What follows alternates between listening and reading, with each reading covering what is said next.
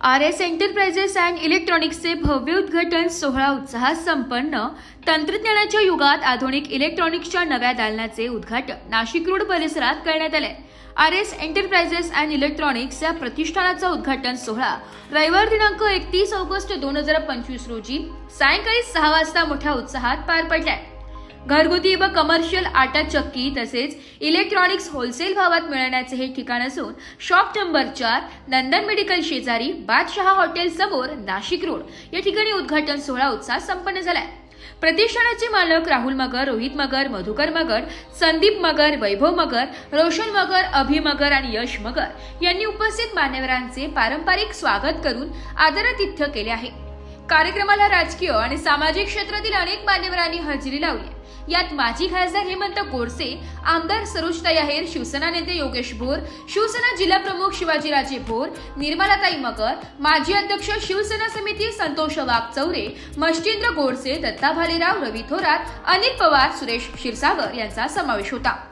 तसेच यश मगर, ओम मगर, तन्मय मगर, आरोही मगर आदी मान्यवरांची देखील उपस्थिती लाभली। कार्यक्रमाचे वैशिष्ट्य म्हणजे परिसरातील नागरिकांनी मोठ्या संख्येने उपस्थित राहून नव्या इलेक्ट्रॉनिक स्टोअरला शुभेच्छा दिल्या।